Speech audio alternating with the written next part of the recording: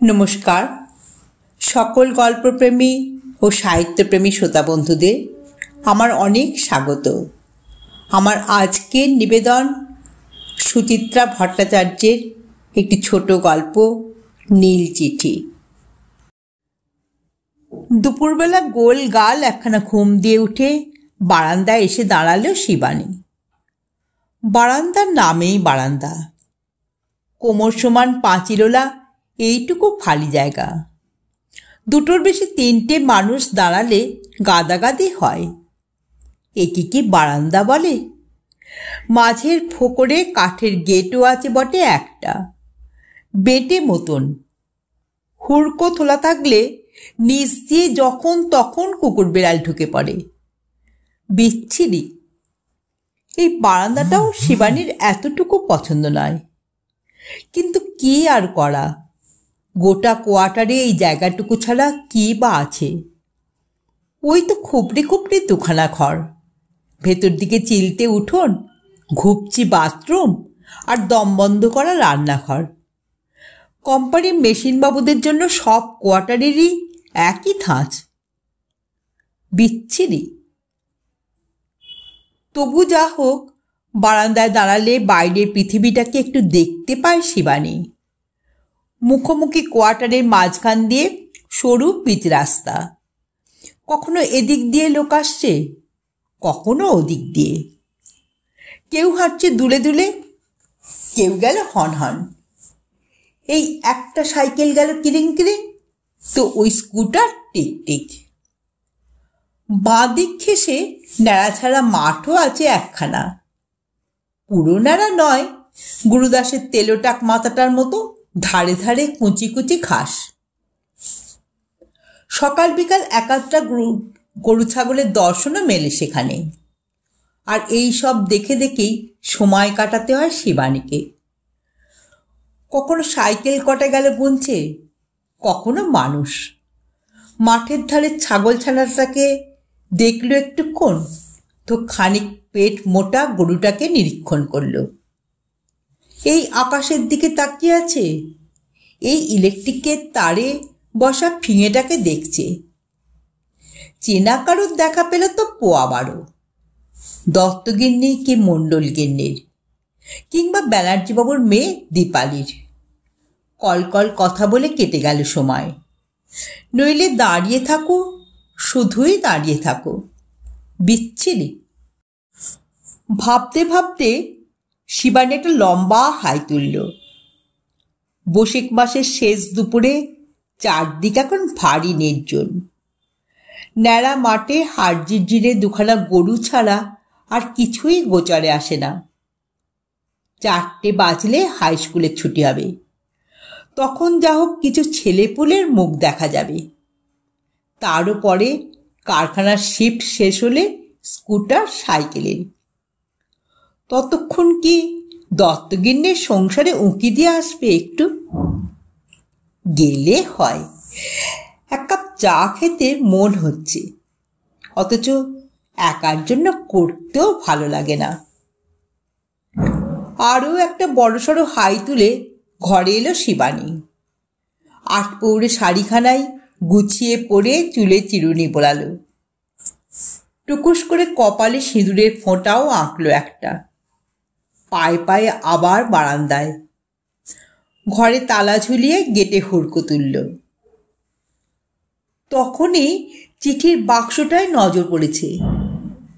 নতুন বউয়ের বাপের বাড়ি থেকে ঘন ঘন চিঠি আসে বলে কদিন আগে লেটার বক্সখানা কিনে এনেছে গুরুদাস। পেরেক ঠুকে যত্ন করে গেটের গায়ে লাগিয়ে দিয়েছে। কাঁচা আম কাঠের তক্তা কেটে বানানো সস্তার বাক্স, মাথার উপর চিঠি ফেলার সরু ফাঁক, সেই ফাঁক ফুঁড়ে খাড়া দাঁড়িয়ে আছে একটা নীল লম্বাটে খাম। অমন আকাশের মতো খামে কে চিঠি পাঠালো রে বাবা? কার চিঠি? শিবানী থরমর হাতে খামকানা বার করল। কি কাণ্ড! উপরে যে তারই নাম লেখা। হ্যাঁ, তারই তো। টানা টানা পুরুষালী ছাদে স্পষ্ট লেখা রয়েছে শ্রীমতী শিবানী মাইতি, কেয়ার অফ শ্রী গুরুদাস মাইতি। একটু যেন সেন্টও মাখানো আছে খামে। গোলাপ গোলাপ, প্রেমপত্র। পলকের মধ্যে শিবানীর হৃৎপিণ্ড ধক ধক। তাড়াতাড়ি খামকানা আঁচলে ঠেকে এদিক ওদিক তাকিয়ে নিল। না কেউ দেখছে না। দুপুরের তাঁত রুখতে সব কোয়ার্টারেরই জানলা দরজা বন্ধ এখন, নিঝুম। তড়িৎ পায়ে শিবানী আবার ঘরে এলো। দরজায় খিল তুলে ছিঁড়ছে খাম।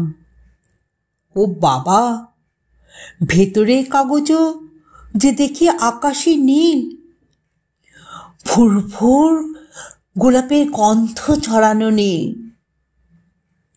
নিঃশ্বাস বন্ধ করে শিবানী পড়তে শুরু করলো চিঠিটা। প্রিয়তমা, আমার এই পত্র পাইয়া জানি খুব অবাক হইয়াছ। রাগ করিও না, তোমাকে মনের কথা জানাইবার আর কোনো রাস্তা খুঁজিয়া পাইলাম না। বিশ্বাস করো প্রিয়া, তোমার প্রতি আমার প্রণয় চন্দ্র সূর্য গ্রহ তারার মতো ধ্রুব।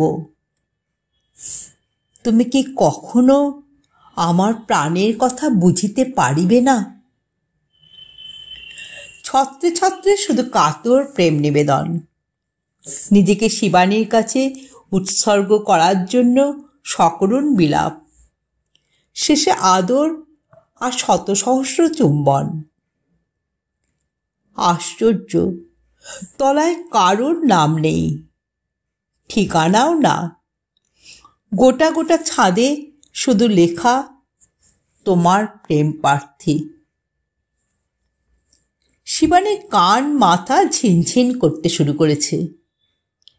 একবার পড়ল চিঠিটা, দুবার পড়ল, বারবার পড়ল, দাঁড়িয়ে দাঁড়িয়ে পড়ল, বসে বসে পড়ল, বিছানায় উপর হয়ে পড়ল। কে তাকে এ চিঠি লিখল? কে লিখতে পারে? খাম উল্টে পোস্ট অফিসের ছাপ দেখল শিবানী। দূর ছাই, কালি থেবড়ে গেছে, কিছু বোঝা যাচ্ছে না। এই পাহাড়গঞ্জে সবে মাত্র 3 মাস হলো বিয়ে হয়ে এসেছে।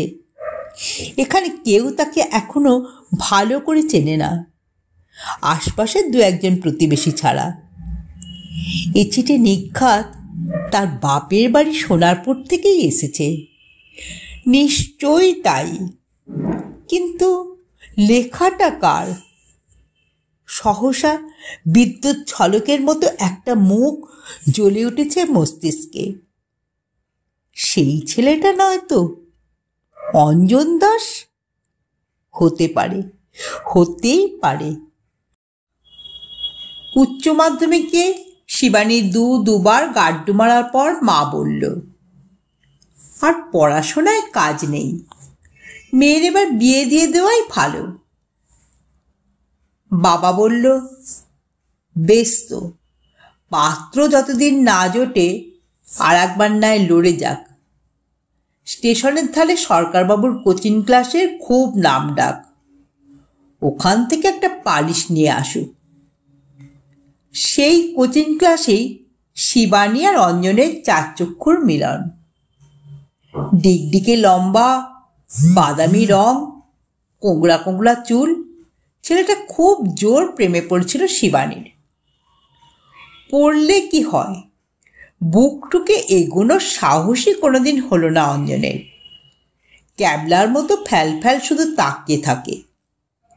নীরব প্রেম। ঠাড়ে ঠোড়ে বহুবার ছেলেটাকে সিগন্যাল দিয়েছে শিবানী। মিটিমিটি হাসি, চোরা কটাক্ষ, ভুরুর দোলা, কি না। তবু অঞ্জন কথা বলতে গেলেই তুতলে মুতলে সারা। একদিন কোচিং ক্লাসের শেষে অঞ্জন যথারীতি পিছু পিছু আসছে। শিবানী নিজেই ঘুরে দাঁড়ালো, চোখ টিপে বলল, এই যে শুনুন, আপনি কি আমার বডিগার্ড? না, না তো। বললেই হলো, রোজ সঙ্গে সঙ্গে আসা হয়। সঙ্গে কোথায়? আসেন না? না,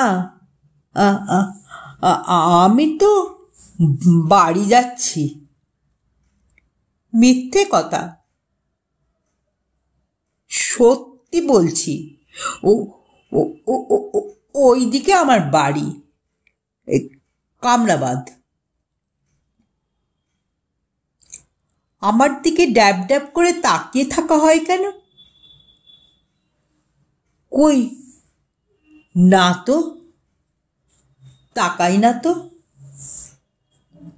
ফের মিথ্যে কথা, স্যারকে বলে দেব। না না, সরি, আর হবে না। এমন একটা ভীতুর ডিমের কাছে আর কিভাবে এগোনো যায়? লজ্জার মাথা খেয়ে আরও দু একবার ছেলেটার আড় ভাঙানোর চেষ্টা করল শিবানী। শেষে হতাশ হয়ে হাল ছেড়ে দিল। একটা দুটো সম্বন্ধ তখন আসতে শুরু করেছে এদিক ওদিক থেকে। তাদের সামনে সেজেগুজে বসতে মন্দ লাগে না শিবানীর। এও বেশ একটা পরীক্ষা দেওয়া ভাব। তবে এ পরীক্ষার রং রূপ সব আলাদা। তিক্তির শিহরণ জাগে বুকে, শরীর জুড়ে স্বপ্নের মৃদঙ্গ বাজে। হলে কি হয়, এ পরীক্ষাতেও কপাল পোড়া শিবানী বারবার ফেল।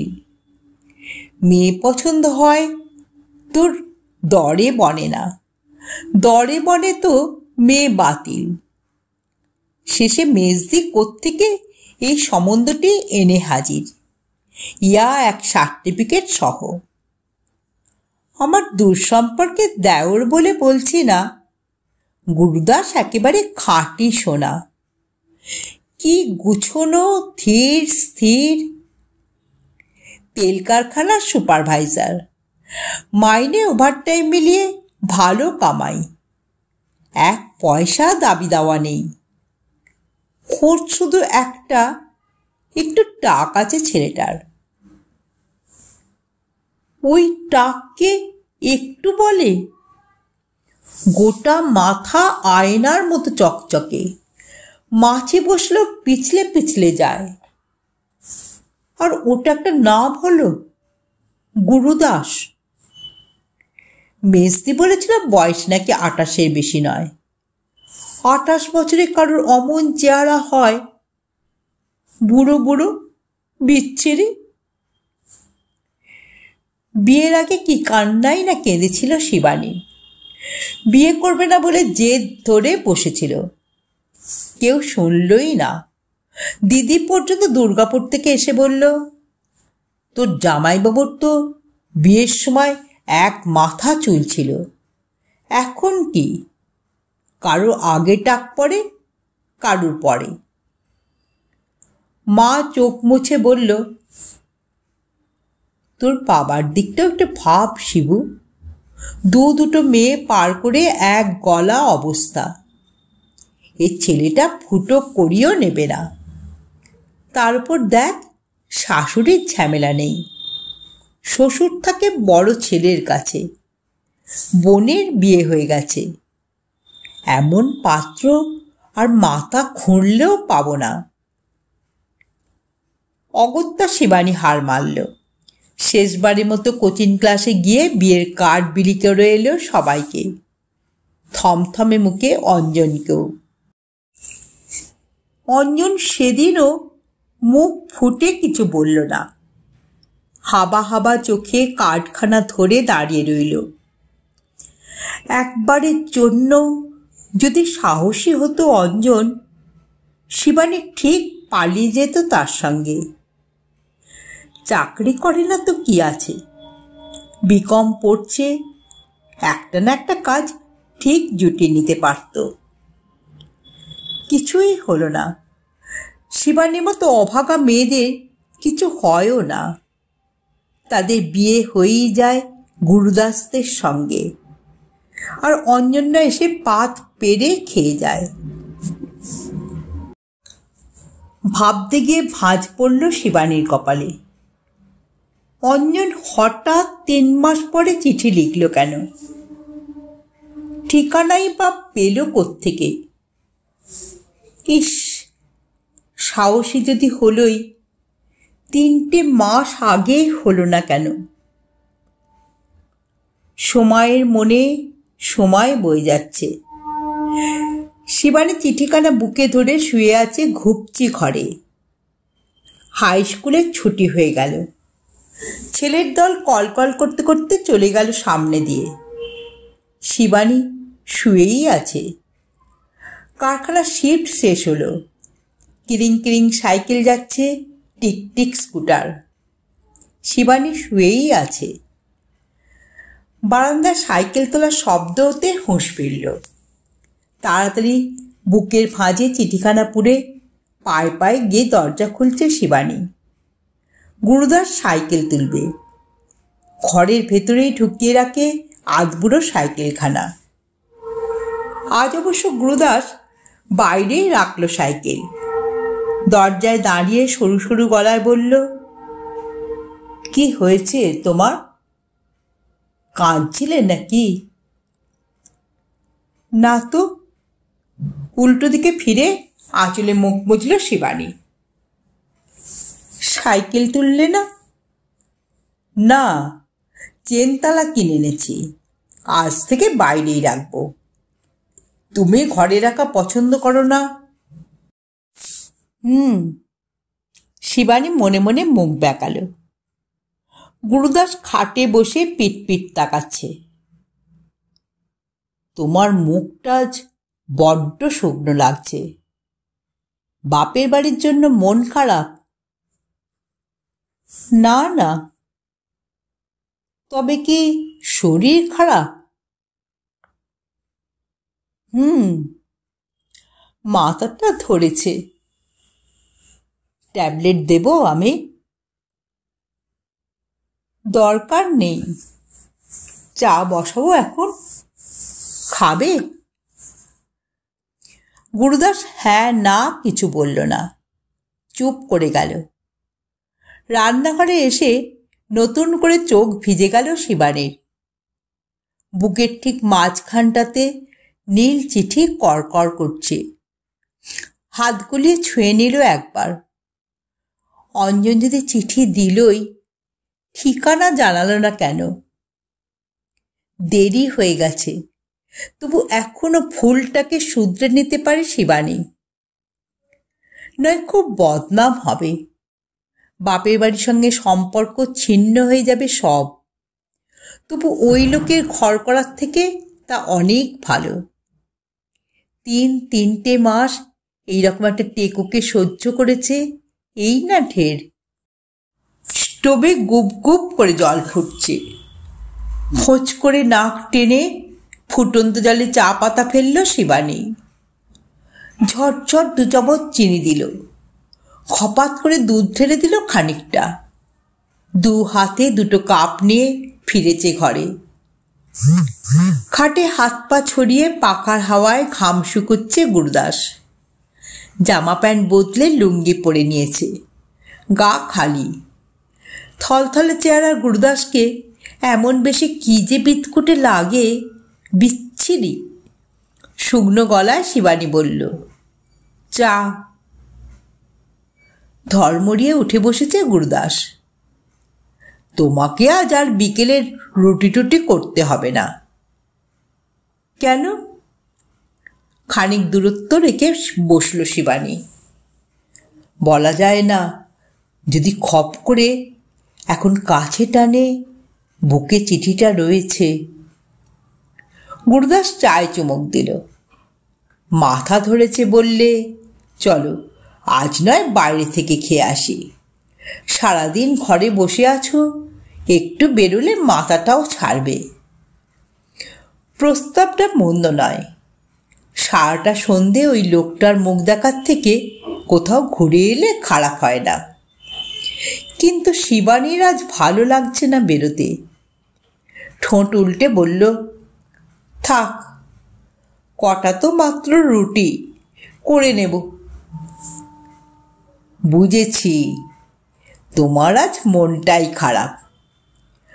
গুরুদাস মুচকি মুচকি হাসছে। মা এখনো চিঠির উত্তর দেননি বুঝি? শিবানী চুপ।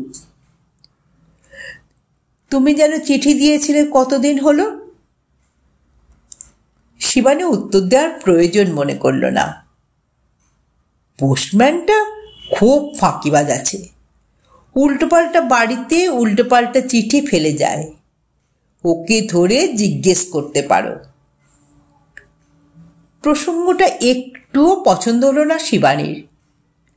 গটগটিয়ে আবার রান্নাঘরের দিকে চলে গেল। যেতে যেতেই শুনতে পেল, একটা খুশির খবর কিন্তু দিতে পারি। আজ ফেরার সময় সাহা ইলেকট্রনিক্সে কথা বলে এসেছি। কালার টিভি কিনছি ইনস্টলমেন্টে, শুধু তোমার জন্যে। তাক থেকে আটার টিন নামালো শিবানী। অত্যন্ত বিরক্তির মধ্যেও এক টুকরো খুশি দুলে উঠল বুকে। ঘরে একটা কালো সাদা টিভি আছে বটে, কিন্তু শিবানী আসার পর থেকেই সেটা আধা বিকল। শব্দ আসে তো ছবি আসে না। যদি বা সাধ্য সাধনা করে এলো ছবি, তো ঝিরঝির ঝিরঝির। শাড়ি আনলো তো দুদিন চলল, আবার যে হাল সেই হাল। মনের দুঃখে টিভি দেখার অভ্যেসটাই শিবানীর চলে গেল। সত্যি সত্যি একটা রঙিন টিভি আসবে তবে। গুরুদাস শূন্য চায়ের কাপ রাখতে এসেছে রান্নাঘরে। কানে বাতাস দেওয়ার মতো করে বলল, দেখো, এবার থেকে তোমার সময় কেমন হু হু করে কেটে যাবে। ফিক করে হেসেও ছদ্ম গাম্ভীর্যের খোলসে ঢুকে পড়ল শিবানী। বুকে এখন ঘাপটি মেরে আছে নীল চিঠি। এখন কি শিবানীর হাসা সাজে? দুপুরে গোলগাল ঘুমটা যেন কোথায় উবে গেছে শিবানীর। গুরুদাস কাজে বেরোলো তো অমনি শুরু হলো ঘরবার। সেই যে একটা অচিন চিঠি এলো, তারপর কোত্থেকে গড়িয়ে গেছে আরও 2 হপ্তা। বোকা প্রেমিকের আর কোনো পাত্তাই নেই। মার দোকানে পোস্টকার্ড এলো। দুর্গাপুর থেকে দিদির লেখা ইংল্যান্ডও এলো একটা। শুধু নীল খাম আর আসে না। হলোটা কি? ভিতুরাম একবার সাহস দেখিয়ে চুপ মেরে গেল। সারাটা দুপুর বারান্দায় উন্মুখ হয়ে দাঁড়িয়ে থাকে শিবানী। সামনে দিয়ে কিলিং সাইকেল যায়, টিকটিক স্কুটার। শিবানী দেখেও দেখে না। টেকো মাঠে তেল চুপচুপ ছাগল ছানা লাফায়, ঘ্যাসর ঘ্যাসর জাবর কাটে গরু। শিবানী ফিরেও তাকায় না। মাঝে মাঝেই এ বারান্দা ও বারান্দা থেকে দত্তগিন্নি মণ্ডলগিন্নি ডাকাডাকি করে, খোশ গল্প করতে চায়। দায়ছালা কথা বলেই টুপ করে ঘরে সেঁধিয়ে যায় শিবানী। এই তো পরশু ব্যানার্জিবাবুর মেয়ে চিত্তপুরীতে কি সিনেমা দেখে এসেছে, তার কাহিনী রসিয়ে রসিয়ে শোনাতে এসেছিল। শিবানীর কানে কিছু ঢুকলই না। ঘরে এখন রঙিন টিভি মজুদ, সুইচ খোলালেই সিনেমা। তাই খুলতে কি আলিস্যি। ভালো লাগে না, কিচ্ছু ভালো লাগে না। একবার ভেবেছিল কদিনের জন্য সোনারপুরে থেকে আসবে, সোজাসুজি ধরবে অঞ্জনকে। কিন্তু তার মধ্যেই যদি আবার চিঠি লিখে বসে ছেলেটা, যদি গুরুদাসের হাতে পড়ে সে চিঠি। তাতে অবশ্য শিবানীর কাঁচকলা, যাকে পছন্দই নয় তাকে ভয় কিসের। তবু যেন কেমন বুক দুক দুক করে। কেন করে? আগে গুরুদাস রাত্রিবেলা কাছে টানলে খুব একটা বেজার হতো না শিবানী। অন্তত সেই কটা মুহূর্তের জন্য। অন্ধকারে তো আর টাক দেখা যায় না। কদিন ধরে ওই সময় শরীর কাঠ। নীল চিঠি হুহু ভেসে উঠছে আধারে। কেন? চিঠিটা কি তাদের মাঝে দেওয়াল হয়ে গেল? অবশেষে এলো চিঠি। সেই লম্বাটে নীল খাম, সেই গোলাপের সুরভি। চিল হয়ে ছো মেরে লেটার বক্স থেকে চিঠিখানা বার করল শিবানী। দরজায় খিল এঁটে দম বন্ধ করে পড়ল। প্রিয়তমা, আবার কেন এই হাবিজাবি লিখিতেছি জানি না।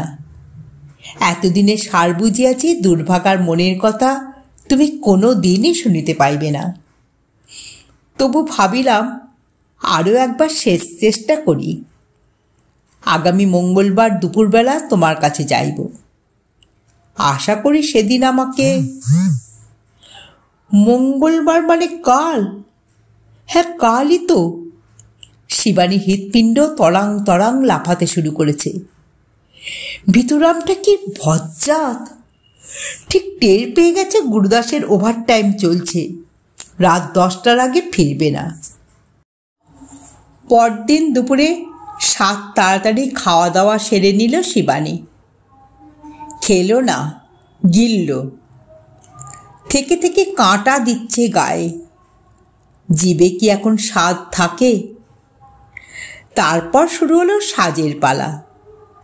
বিয়েতে একটা ঢাকাই শাড়ি পেয়েছিল, জামরাঙা। ওই শাড়িটাই পরবে আজ। আয়নায় মুখোমুখি বসে বাহারি খোঁপা বাঁধল চুলে। কাজল পরল, ঠোঁটে আলতো লিপস্টিক, কপালে বড় টিপ, খুলে ছোট টিপ, খুলে আবার বড় টিপ, খুলে মাঝারি, ফের খুলে বড় টিপ।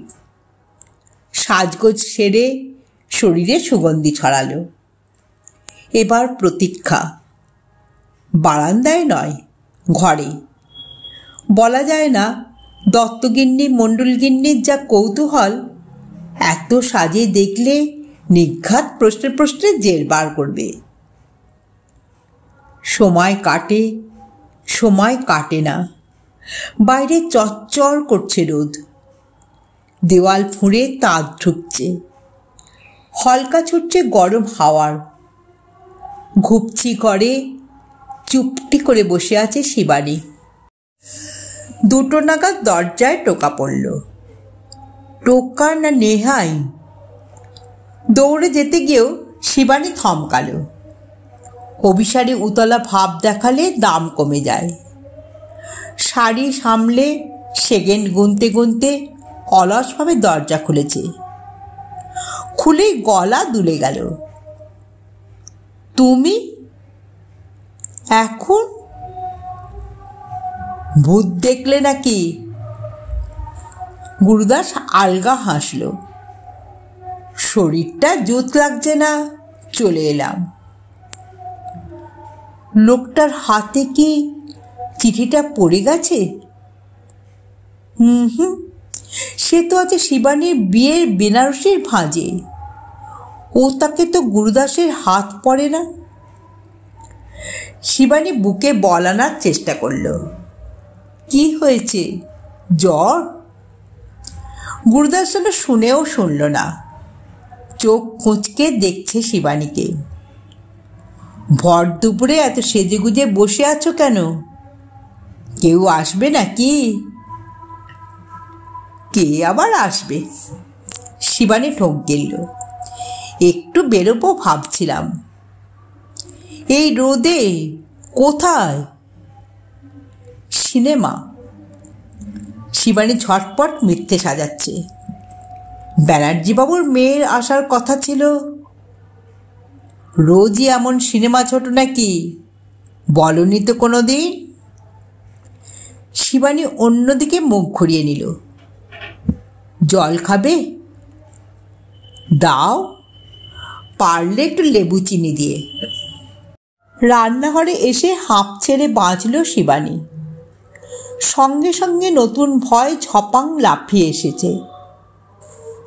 ভিতুরাম যদি এসে পড়ে কি হবে? ভাই বলে পরিচয় করিয়ে দেবে নাকি বন্ধু? গুরুদাসের সামনে পড়ে গেলে যদি তোতলাতে থাকে ছেলেটা। কেলেঙ্কারি কেলেঙ্কারি। আসিস না বাছা। আচ্ছা, গুরুদাসকে ফুলিয়ে বালিয়ে বাড়ি থেকে বার করে নিয়ে গেলে কেমন হয়? শিবানী মনে মনে গুছিয়ে নিল নিজেকে। পরিপাটি বানিয়েছে শরবত। গুরুদাসের সামনে গ্লাস ধরে বলল, শরীর খারাপ, কারখানার ডাক্তারকে দেখিয়েছ? কই আর দেখালাম। গুরুদাস ঠক ঠক শরবত শেষ করল। আঙুল ডুবিয়ে সামান্য না গোলা চিনিটুকু কাঁচিয়ে নিল গ্লাসের তলা থেকে। চাটতে চাটতে বলল, শুধু তো একটু জ্বর জ্বর, গা ম্যাচ ম্যাচ। ওমা, জ্বর কি ফেললা নাকি? শিবানী গুরুদাসের কপালে হাত ছোঁয়ালো। কোথায় জ্বর? ছ্যাঁক ছ্যাঁক একটু করছে বটে, সে তো এতটা পথ রোদ্দুরে এসেছে। তবু শিবানী বুদ্ধি করে উদ্বেগ ফোটালো গলায়। সত্যিই তো, গা তো বেশ গরম। সময়টা ভালো নয়, ডাক্তার দেখানো উচিত। বলছো? হ্যাঁ, ওঠো, আমি তো রেডিই আছি, একসঙ্গে ঘুরে আসি। এখন কোথায় ডাক্তার পাবে? প্যান্ট শার্ট বদলে খাটে শটান শুয়ে পড়েছে গুরুদাস। পাবো না। না, মুখ ফসকে কথা বেরিয়ে গেল শিবানীর। হুম। গুরুদাস টিং টিং পা নাচাচ্ছে। শিবানী মরিয়া হলো। তাহলে চলো, তুমি আর আমি সিনেমাটা দেখে আসি। দীপালি তো এলো না, ফেরার পথে নয় ডাক্তারের কাছ থেকে ঘুরে আসবো। গুরুদাসের পা নাচানো থেমেছে। ঘাড় ঘুরিয়ে এক ঝলক দেখল শিবানীকে। কেমন যেন অদ্ভুত দৃষ্টি। ঝুপ করে পাশ ফিরে শুল। যা, শিবানীর সব চেষ্টা জলে। কি হবে এখন? হতাশ মুখে শিবানী একবার বারান্দায় উঁকি দিয়ে এলো। নির্জন পথ, টেকো মাঠ, গনগনে হাওয়া, নির্লিপ্ত গরু। না, তার এখনো দেখা নেই। হে ভগবান, যেন না আসে। হে ভগবান, যেন না আসে। দূর, এলেই বা কি, এসপার ওসপার যদি একটা হয় তো হয়েই যাক। শিবানী আবার গুটি গুটি ঘরে ফিরল। ঠিক তখনই গুরুদাসের গলা। শোনো। শিবানী ফুরু কুঁচকে তাকালো। জানলার দিকেই ফিরে শুয়ে আছে গুরুদাস। মুখ না ফিরিয়েই বলল, একটা কথা বলবো, রাগ করবে না? কি কথা? আগে বলো, রেগে যাবে না? কি বলবে তো? শিবানী অধৈর্য হলো। আমার প্যান্টের পকেটে একটা জিনিস আছে, এনে দেবে? কি জিনিস? দেখোই না। শিবানী ভার ভার মুখে খাকি প্যান্টের পকেটে হাত গলালো। সঙ্গে সঙ্গে যেন সাপের ছোবল খেয়েছে। নীল চিঠি, গোলাপের গন্ধ মাখা। আশ্চর্য, এই চিঠি গুরুদাসের পকেটে কেন? কাঁপা কাঁপা হাতে খামটাকে ভালো করে দেখল শিবানী। হুম, আগের দুটো নয়, এ নতুন চিঠি। তবে কি অঞ্জন আসবে না বলে আবার লিখেছিল? বাড়ি ঢোকার মুখে গুরুদাস লেটার বক্স থেকে বার করেছে, কিন্তু খামের ওপর পোস্ট অফিসের ছাপ কোথায়? শিবানী সব কেমন গুলিয়ে যাচ্ছে। ভ্যাবাচাকা মুখে গুরুদাসকে দেখে নিল একবার। এতক্ষণে গুরুদাস এপাশ ফিরেছে। পেয়েছ? শিবানীর গলা থরথর করে উঠল। এটা কার চিঠি? তোমার। আমার? শেষবারের মতো অভিনয় করার চেষ্টা করলো শিবানী। আমায় কে লিখবে? গুরুদাস উঠে বসল। চোখ বুজে ঝড়ের মতো বলে উঠেছে, ধরো 3 মাস একসঙ্গে ঘর করেও এখনো যার হাতের লেখা চেনুনি সে। শিবানী হতভম্ব, শিবানী নির্বাক। গুরুদাস অপরাধী অপরাধী মুখে তাকিয়ে আছে। রাগ করলে? গুরুদাসের মুখটা কি করুণ দেখাচ্ছে, কি অসহায় অসহায়। এক মাথা টাক, থলথলে চেহারা, লুঙ্গি পরা মানুষও কখনো কখনো এমন মায়াময় হয়ে যায়। শিবানী এক লাফে গুরুদাসের কাছে চলে এলো, মুখ গুজেছে মানুষটার বুকে। মনে মনে বলল, আমার টেকো বড়ই ভালো, আমার ঘুপচি কোয়াটারই ভালো, আমার লুঙ্গি পরা গুরুদাসই ভালো। এমন গুরুদাস পেলে অঞ্জন দাসকে কোন বোকা চায়? আপনারা এতক্ষণ শুনছিলেন সুচিত্রা ভট্টাচার্যের লেখা নীল চিঠি। গল্পটি এখানেই সমাপ্ত হলো। যদি শ্রোতা বন্ধুদের আমার গল্প পাঠ ভালো লেগে থাকে তাহলে অবশ্যই আমার চ্যানেলটিকে সাবস্ক্রাইব করে পাশে থাকা বেল আইকনকে প্রেস করে অল করে দেবেন। তাহলে যখনই আমি নিত্য নতুন গল্প আপলোড করব আপনারা সঙ্গে সঙ্গে পেয়ে যাবেন। আপনারা সবাই খুব ভালো থাকবেন। নমস্কার।